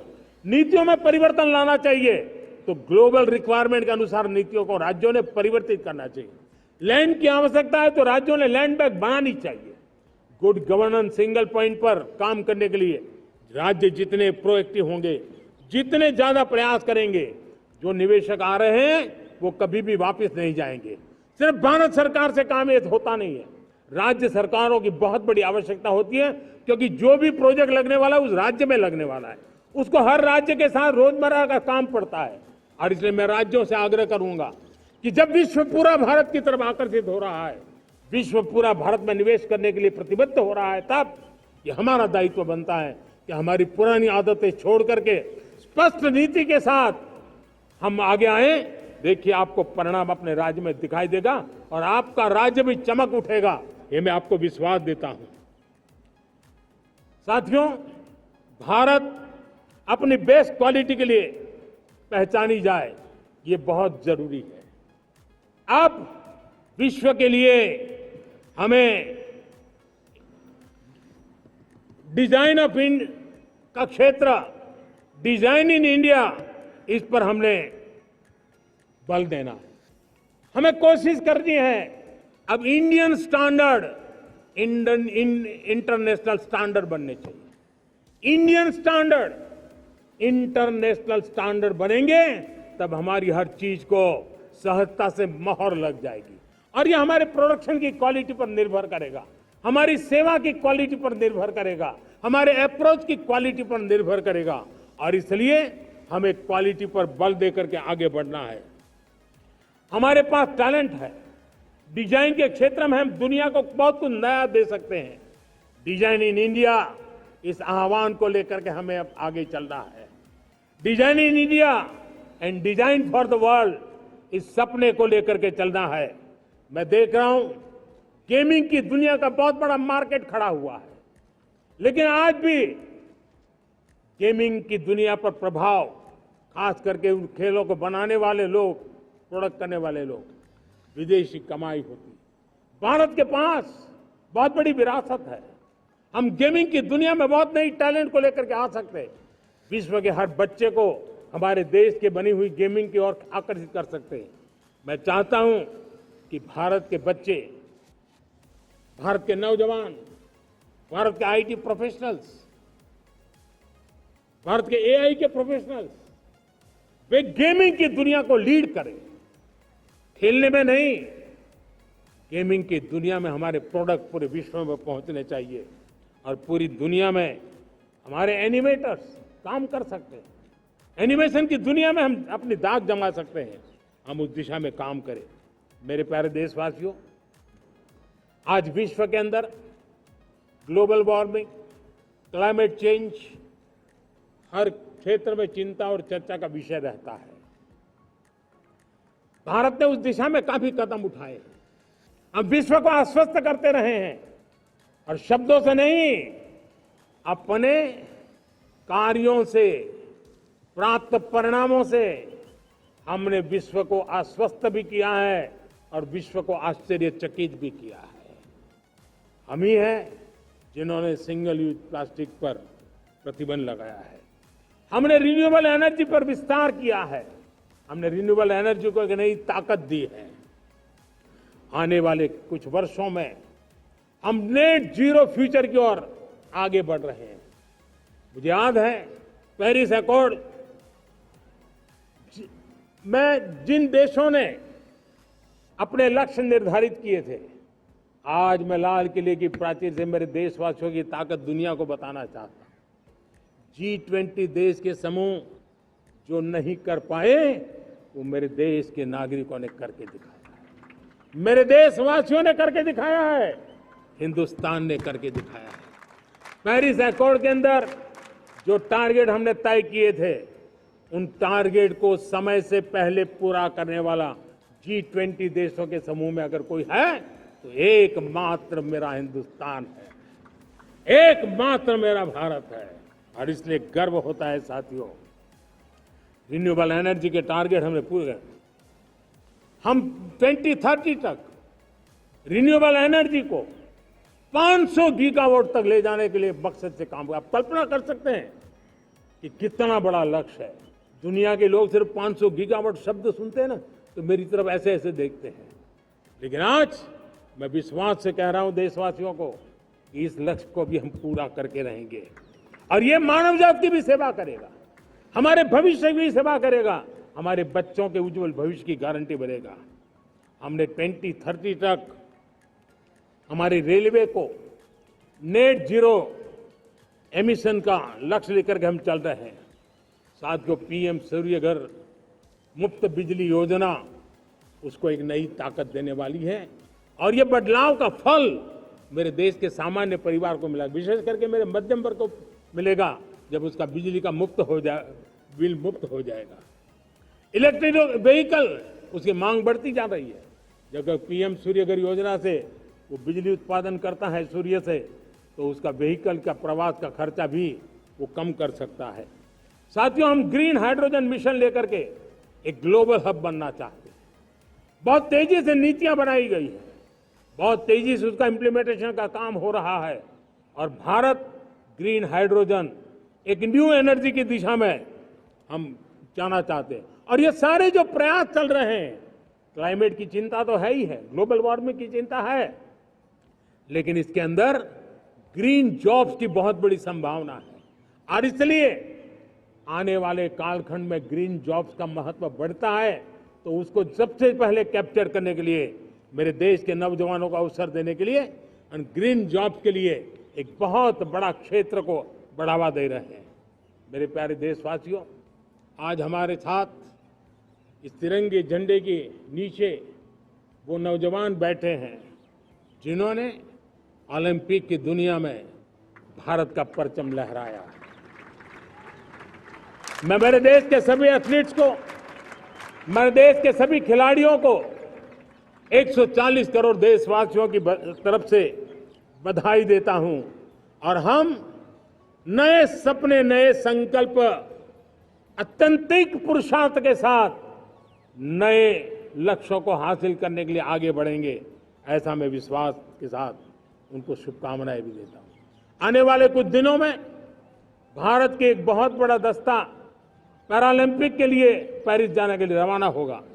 मैं मेरे सभी पैरालंपिक खिलाड़ियों को भी हृदय से बहुत बहुत शुभकामनाएं देता हूं। साथियों, भारत ने G20 को ऑर्गेनाइज किया, हिंदुस्तान के अनेक शहरों में ऑर्गेनाइज किया, 200 से ज्यादा इवेंट किए। पूरे विश्व में G20 का इतना बड़ा व्याप, इतना बड़ा कार्यक्रम कभी नहीं हुआ, इस बार हुआ। इसने एक बात सिद्ध कर दी है कि भारत में बड़े से बड़े कार्यक्रम ऑर्गेनाइज करने की ताकत है। भारत को किसी कोई भी हॉस्पिटैलिटी का सामर्थ्य भारत में सबसे ज्यादा है। अगर ये सिद्ध हो चुका है तो साथियों, हिंदुस्तान का सपना है कि 2036 में जो ओलंपिक होगा वो मेरे हिंदुस्तान की धरती पर हो। इसके लिए हम तैयारी कर रहे हैं, उसके लिए हम आगे बढ़ें। साथियों, समाज के आखिरी तबके के जो लोग हैं, ये हमारा सामाजिक दायित्व है। अगर कोई पीछे रह जाते हैं तो हमारी आगे बढ़ने की गति कम कर देता है, और इसलिए हम आगे बढ़ना चाहते हैं तो भी सफलता तब मिलती है पीछे वाले को भी साथ साथ आगे ले आए। और इसलिए हम सबका दायित्व बनता है कि हमारे समाज में आज भी जो क्षेत्र पीछे रह गए हैं, जो समाज पीछे रह गए हैं, जो लोग पीछे रह गए हो, हमारे छोटे छोटे किसान हो, हमारे जंगलों में रहने वाले मेरे आदिवासी भाई बहन हो, हमारी माताएं बहनें हो, हमारे मजदूर हो, हमारे श्रमिक साथी हो, हमारे कामगार लोग हो, इन सबको हमें बराबरी में लाने के लिए, हमारे बराबर लाने के लिए भरपूर प्रयास करना है। लेकिन अब गति पकड़ गई है, अब लंबे दिन तक हमें वो करना नहीं पड़ेगा। बहुत जल्द वो हमारे पास पहुंच जाएंगे, हमारी बराबरी में आ जाएंगे, हमारी ताकत बहुत बढ़ जाएगी और बड़ी संवेदना के साथ हमें इस काम को करना है। और इसके लिए एक बहुत बड़ा अवसर आ रहा है। मैं मानता हूं संवेदनशीलता की दृष्टि से इससे बड़ा अवसर क्या हो सकता है। हमें पता है 1857 के स्वतंत्र संग्राम के पहले भी अंग्रेजों के नाक को दम करने वाला हमारा देश का एक आदिवासी युवक था। 20-22 साल की उम्र में उसने अंग्रेजों के नाक को दम ला दिया था, जिसको आज भगवान बिरसा मुंडा के रूप में लोग पूजा करते हैं। भगवान बिरसा मुंडा की 150वीं जयंती आ रही है। ये हम सबके लिए प्रेरणा का कारण बने। समाज के प्रति छोटा सा छोटा व्यक्ति भी देश के लिए कैसी जज्बात रखता है, उससे बड़ी प्रेरणा भगवान बिरसा मुंडा से अधिक कौन हो सकता है। आइए हम भगवान बिरसा मुंडा की 150वीं जयंती जब मनाएं, संवेदनशीलता का हमारा व्याप बढ़े, समाज के प्रति हमारा ममभाव बने। हम समाज के हर व्यक्ति को, गरीबों को, दलित को, पिछड़ों को, आदिवासियों को, हर एक को हम अपने साथ लेकर के चले। इस संकल्प को लेकर के चलना है। मेरे प्यारे देशवासियों, हम संकल्प के साथ तो बढ़ तो रहे हैं, बहुत आगे बढ़ रहे हैं, लेकिन ये भी सच है कि कुछ लोग होते हैं जो प्रगति देख नहीं सकते। कुछ लोग होते हैं जो भारत का भला सोच नहीं सकते हैं। जब तक खुद का भला न हो तब तक उनको किसी का भला अच्छा नहीं लगता है। ऐसी विकृत मानसिकता से भरे हुए लोगों की कमी नहीं होती है। देश को ऐसे लोगों से बचना होगा। वे निराशा की गर्त में डूबे हुए लोग हैं। ऐसे मुट्ठी भर निराशा की गर्त में डूबे हुए लोग, जब उनके गोद में विकृति पलती है तब वो विनाश का कारण बन जाती है, सर्वनाश का कारण बन जाती है, एनार्की का मार्ग ले लेती है, और तब देश को इतनी बड़ी हानि हो जाती है जिसकी भरपाई करने में हमें नए सिरे से मेहनत करनी पड़ती है। इसलिए ऐसे जो छुटपुट निराशावादी तत्व होते हैं, वो सिर्फ निराशा इतना नहीं है, उनकी गोद में विकृति पल रही है। ये विकृति विनाश के, सर्वनाश के सपने देख रही है, ताने बाने जोड़ने की प्रयासों में लगी हुई है। देश को इसे समझना होगा। लेकिन मैं देशवासियों को कहना चाहता हूं कि हम हमारी नेक नीयत से, हमारी ईमानदारी से, राष्ट्र के प्रति हमारे समर्पण से हम सारी परिस्थितियों के बावजूद भी विपरीत मार्ग पर जाने वालों के लिए भी, उनके भी दिल जीत करके हम देश को आगे बढ़ने के हमारे संकल्प में कभी भी पीछे नहीं हटेंगे, ये मैं विश्वास दिला चाहता हूं। साथियों, चुनौतियां हैं, अनगिनत चुनौतियां हैं। चुनौतियां भीतर भी है, चुनौतियां बाहर भी है। और जैसे जैसे हम ताकतवर बनेंगे, जैसे जैसे हमारा तवज्जो बढ़ेगा, तो चुनौतियां भी बढ़ने वाली है, बाहर की चुनौतियां और बढ़ने वाली है। और मुझे उसका भली भांति अंदाज है। लेकिन मैं ऐसी शक्तियों को कहना चाहता हूं, भारत का विकास किसी के लिए संकट लेकर के नहीं आता। हम विश्व में समृद्ध थे, तब भी हमने कभी दुनिया को युद्ध में नहीं झोंका है। हम बुद्ध का देश है, युद्ध हमारी राह नहीं है। और इसलिए विश्व चिंतित न हो भारत के आगे बढ़ने से। मैं विश्व समुदाय को विश्वास दिलाता हूं कि आप भारत के संस्कारों को समझिए, भारत के हजारों साल के इतिहास को समझिए। आप हमें संकट मत मानिए, आप उन तरकीबों से न जुड़िए जिसके कारण पूरी मानव जात का कल्याण करने का सामर्थ्य जिस भूमि में है, उस भूमि को ज्यादा मेहनत करनी पड़े। लेकिन फिर भी मैं देशवासियों को कहना चाहता हूं, चुनौतियां कितनी ही क्यों ना हो, चुनौती को चुनौती देना ये हिंदुस्तान की फितरत में है। न हम डिगेंगे, न हम थकेंगे, न हम रुकेंगे, न हम झुकेंगे। हम संकल्पों की पूर्ति के लिए 140 करोड़ देशवासियों का भाग्य बदलने के लिए, भाग्य सुनिश्चित करने के लिए, राष्ट्र के सपनों को साकार करने के लिए हम कोई कोर कसर नहीं छोड़ेंगे। हर बदनीयत वालों को हम हमारी नेक नीयत से जीतेंगे, ये मैं विश्वास देता हूं। मेरे प्यारे देशवासियों, समाज की मनोरचना में भी बदलाव कभी कभी बहुत बड़ी चुनौती का कारण बन जाता है। हमारा हर देशवासी भ्रष्टाचार की दिमक से परेशान रहा है। हर स्तर के भ्रष्टाचार ने सामान्य मानवीय का व्यवस्थाओं के प्रति विश्वास तोड़ दिया है। उसको अपनी योग्यता, क्षमता का प्रति अन्याय की जो गुस्सा होता है, वो राष्ट्र की प्रगति में नुकसान करता है। और इसलिए हमने व्यापक रूप से भ्रष्टाचार के खिलाफ एक जंग छेड़ा है। मैं जानता हूं इसकी कीमत मुझे चुकानी पड़ती है, मेरी प्रतिष्ठा को चुकानी पड़ती है, लेकिन राष्ट्र से बड़ी मेरी प्रतिष्ठा नहीं हो सकती है, राष्ट्र के सपनों से बड़ा मेरा सपना नहीं हो सकता। और इसलिए ईमानदारी के साथ भ्रष्टाचार के खिलाफ मेरी लड़ाई जारी रहेगी, तीव्र गति से जारी रहेगी और भ्रष्टाचारियों पर कार्रवाई जरूर होगी। मैं भ्रष्टाचारियों के लिए भय का वातावरण पैदा करना चाहता हूं, ताकि देश के सामान्य नागरिक को लूटने की जो परंपरा बनी है, उस परंपरा को मुझे रोकना है। लेकिन सबसे बड़ी नई चुनौती आई, भ्रष्टाचारियों से निपटना तो है ही, लेकिन समाज जीवन में उच्च स्तर पर एक जो परिवर्तन आया है, वो सबसे बड़ी चुनौती भी है और एक समाज के लिए सबसे बड़ी चिंता भी है। क्या कोई कल्पना कर सकता है कि मेरे ही देश में इतना महान संविधान हमारे पास होने के बावजूद भी कुछ ऐसे लोग निकल रहे हैं जो भ्रष्टाचार का महिमा मंडन कर रहे हैं, खुलेआम भ्रष्टाचार का जय जयकार कर रहे हैं।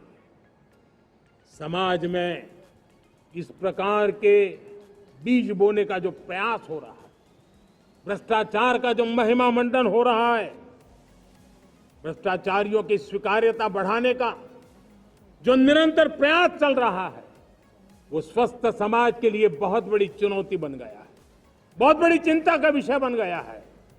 भ्रष्टाचारियों के प्रति समाज में दूरी बनाए रखने से ही किसी भी भ्रष्टाचारी को उस रास्ते पर जाने से डर लगेगा। अगर उसका महिमा मंडन होगा तो जो आज भ्रष्टाचार नहीं करता है उसको भी लगता है कि ये तो समाज में प्रतिष्ठा का रंग बन जाता है, उस रास्ते में जाने में बुरा नहीं है। मेरे प्यारे देशवासियों, बांग्लादेश में जो कुछ भी हुआ है उसको लेकर पड़ोसी देश के नाते चिंता होना, मैं इसको समझ सकता हूं। मैं आशा करता हूं कि वहां पर हालात जल्द ही सामान्य होंगे। खास करके 140 करोड़ देशवासियों की चिंता कि वहां हिंदू, वहां के अल्पसंख्यक, उस समुदाय की सुरक्षा सुनिश्चित हो। भारत हमेशा चाहता है कि हमारे पड़ोसी देश सुख और शांति के मार्ग पर चले। शांति के प्रति हमारा कमिटमेंट है, हमारे संस्कार है। हम आने वाले दिनों में बांग्लादेश की विकास यात्रा में हमेशा हमारा शुभचिंतन ही रहेगा, क्योंकि हम मानव जाति की भलाई सोचने वाले लोग हैं। मेरे प्यारे देशवासियों, हमारे संविधान को 75 वर्ष हो रहे हैं।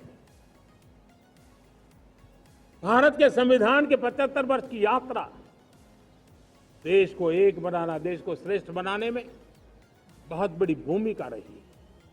भारत के लोकतंत्र को मजबूती देने में हमारे देश के संविधान की बहुत बड़ी भूमिका रही। हमारे देश के दलित, पीड़ित, शोषित, वंचित को सुरक्षा देने का बहुत बड़ा काम हमारे संविधान ने किया है।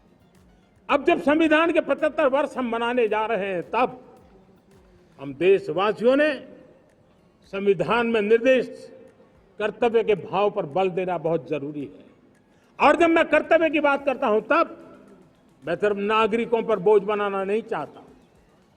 कर्तव्य केंद्र सरकार के भी है, कर्तव्य केंद्र सरकार के हर मुलाजिम के भी है, कर्तव्य राज्य सरकारों के भी है, राज्य सरकार के हर मुलाजिम के हैं, कर्तव्य हर स्थानीय स्वराज संस्था के हैं, चाहे पंचायत हो, नगर पालिका हो, महानगर पालिका हो, तहसील हो, जिला हो, हर किसी के कर्तव्य है। लेकिन साथ साथ 140 करोड़ देशवासियों की कर्तव्य है। अगर हम सब मिल करके अपने कर्तव्यों का निर्वाह करेंगे तो हम अपने आप औरों के अधिकारों की रक्षा करने के लिए निमित्त बनेंगे। और जब कर्तव्य का पालन होता है तब अधिकारों की रक्षा निहित होती है, उसके लिए कोई अलग से प्रयास करने की जरूरत नहीं पड़ जाती है। मैं चाहता हूं कि हमारे इस भाव को लेकर के हम चलेंगे, हमारा लोकतंत्र भी मजबूत होगा, हमारा सामर्थ्य और बढ़ेगा और हम एक नई शक्ति के साथ आगे बढ़ेंगे। मेरे प्यारे देशवासियों, हमारे देश में सुप्रीम कोर्ट ने बार बार यूनिफॉर्म सिविल कोड को लेकर जो चर्चा की है, अनेक बार आदेश दिए हैं, क्योंकि देश का एक बहुत बड़ा वर्ग मानता है और उसमें सच्चाई भी है कि जिस सिविल कोड को हम लेकर के जी रहे हैं, वो सिविल कोड सचमुच में तो एक प्रकार का कम्युनल सिविल कोड है, भेदभाव करने वाला सिविल कोड है। ऐसे सिविल कोड से जब संविधान के 75 वर्ष मना रहे हैं और संविधान की भावना भी जो हमें कहती है करने के लिए, देश की सुप्रीम कोर्ट भी हमें कहती है करने के लिए, और तब जो संविधान निर्माताओं का सपना था, उस सपने को पूरा करना हम सबका दायित्व है। और मैं मानता हूं इस गंभीर विषय पर देश में चर्चा हो, व्यापक चर्चा हो, हर कोई अपने विचारों को लेकर के आए और उन कानूनों को, जो कानून धर्म के आधार पर देश को बांटते, जो ऊंच नीच का कारण बन जाते हैं, ऐसे कानूनों को आधुनिक समाज में कोई स्थान नहीं हो सकता है। और इसलिए मैं तो कहूंगा, अब समय की मांग है कि देश में एक सेकुलर सिविल कोड हो। हमने कम्युनल सिविल कोड में 75 साल बिताए हैं, अब हमें सेक्युलर सिविल कोड की तरफ जाना होगा और तब जाकर के देश में धर्म के आधार पर जो भेदभाव हो रहे हैं, सामान्य नागरिक को जो दूरी महसूस होती है, उससे हमें मुक्ति मिलेगी। मेरे प्यारे देशवासियों, जब मैं देश में एक चिंता हमेशा कहता हूं, परिवारवाद, जातिवाद भारत के लोकतंत्र को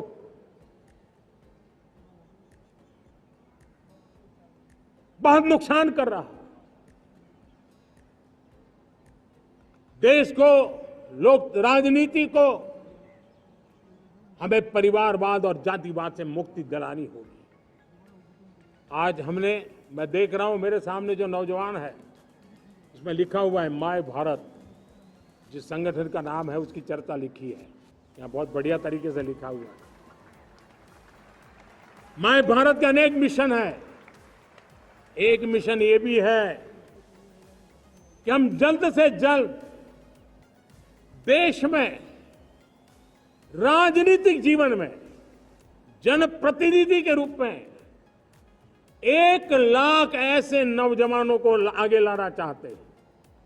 शुरुआत में 1 लाख नौजवानों को आगे लाना चाहते हैं, जिनके परिवार में किसी का भी कोई राजनीतिक बैकग्राउंड न हो, जिसके माता पिता भाई बहन चाचा मामा मामी कभी भी राजनीति में नहीं रहे, किसी भी पीढ़ी में नहीं रहे, ऐसे होनहार नौजवानों को फ्रेश ब्लड 1 लाख, चाहे वो पंचायत में आए, चाहे नगर पालिका में आए, चाहे जिला परिषदों में आए, चाहे विधानसभा में आए, लोकसभा में आए, 1 लाख नए नौजवान, कोई भी प्रकार का पूर्व का राजनीतिक इतिहास उनके परिवार का ना हो, ऐसे फ्रेश लोग राजनीति में आए ताकि जातिवाद से मुक्ति मिले, परिवारवाद से मुक्ति मिले, लोकतंत्र को समृद्धि मिले। और जरूरी नहीं है कि एक दल में जाए, उनको जो पसंद हो दल में जाए, वो दल में जाकर के वो जनप्रतिनिधि बनकर के आगे आए। देश तय करके चले कि आने वाले दिनों में 1 लाख ऐसे नौजवान जो परिवार राजनीति से दूर दूर का संबंध नहीं है, ऐसे फ्रेश ब्लड आएंगे तो सोच भी नहीं आएगी, सामर्थ्य भी नहीं आएगा, लोकतंत्र समृद्ध होगा। और इसलिए हमें इस दिशा में आगे होना है। और मैं चाहूंगा कि देश ने बार बार चुनाव इस देश की प्रगति में रुकावट बन रहे हैं, गतिरोध पैदा कर रहे हैं। आज कोई भी योजना को चुनाव के साथ जोड़ देना आसान हो गया है, क्योंकि हर 3 महीने 6 महीने कहीं न कहीं चुनाव चल रहा है। कोई भी योजना जाहिर करोगे आप तो मीडिया में देखेंगे, चुनाव आया तो फलाना हो गया, चुनाव आया तो फलाना हो गया। हर काम को चुनाव के रंग से रंग दिया गया है। और इसलिए देश में व्यापक चर्चा हुई है, सभी राजनीतिक दलों ने अपने विचार रखे हैं। एक कमेटी ने बहुत बढ़िया अपना रिपोर्ट तैयार किया है। 1 नेशन 1 इलेक्शन के लिए देश को आगे आना होगा। मैं लाल किले से तिरंगे की साक्षी में देश के राजनीतिक दलों से आग्रह करता हूं, देश के संविधान को समझने वाले लोगों से आग्रह करता हूं कि भारत की प्रगति के लिए, भारत के संसाधनों का सर्वाधिक उपयोग जन सामान्य के लिए हो, उसके लिए 1 नेशन 1 इलेक्शन के सपने को साकार करने के लिए हमें आगे आना चाहिए। मेरे प्यारे देशवासियों, भारत का स्वर्णिम कालखंड है। 2047 विकसित भारत, ये हमारी प्रतीक्षा कर रहा है। बाधाएं, रुकावटें, चुनौतियां, उसको परास्त करके एक दृढ़ संकल्प के साथ ये देश चलने के लिए प्रतिबद्ध है। और साथियों, मैं साफ देख रहा हूं, मेरे विचारों में कोई झिझक नहीं है, मेरे सपनों के सामने कोई पर्दा नहीं है।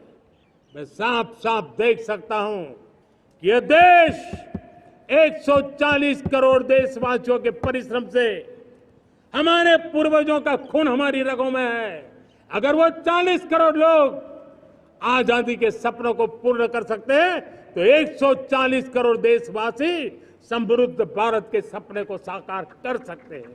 140 करोड़ देशवासी विकसित भारत के सपने को साकार कर सकते हैं।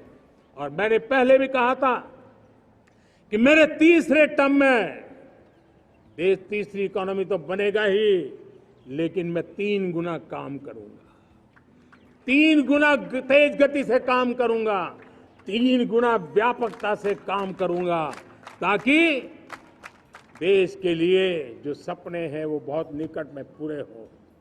मेरा हर पल देश के लिए है, मेरा हर क्षण देश के लिए है, मेरा कण कण सिर्फ और सिर्फ मां भारती के लिए है।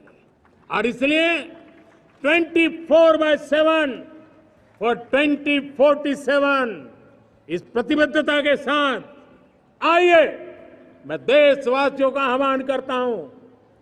हमारे पूर्वजों ने जो सपने देखे थे उन सपनों को हम संकल्प बनाए, अपने सपनों को जोड़े, अपने पुरुषार्थ को जोड़े और 21वीं सदी जो भारत की सदी है उस सदी में स्वर्णिम भारत बना के रहें, उसी सदी में हम विकसित भारत बना के रहें और उन सपनों को पूरा करते हुए आगे बढ़े। और स्वतंत्र भारत 75 साल की यात्रा के बाद एक नए मुकाम पर बढ़ रहा है, तब हम कोई कोर कसर न छोड़े। और मैं आपको विश्वास दिलाता हूं, आपने मुझे जो दायित्व दिया है मैं कोई कोर कसर नहीं छोड़ूंगा। मैं मेहनत में कभी पीछे नहीं रहूंगा, मैं साहस में कभी कतराता नहीं हूं, मैं चुनौतियों से कभी टकराते से डरता नहीं हूं। क्यों? क्योंकि मैं आपके लिए जीता हूं, मैं आपके भविष्य के लिए जीता हूं, मैं आप भारत माता के उज्जवल भविष्य के लिए जी रहा हूं। और उस सपनों को पूरा करने के लिए आज राष्ट्र ध्वज के छाया में, तिरंगे की छाया में दृढ़ संकल्प के साथ हम आगे बढ़े। इसी के साथ मेरे साथ बोलिए, भारत माता की, भारत माता की, भारत माता की, वंदे वंदे वंदे वंदे। जय हिंद, जय हिंद, जय हिंद।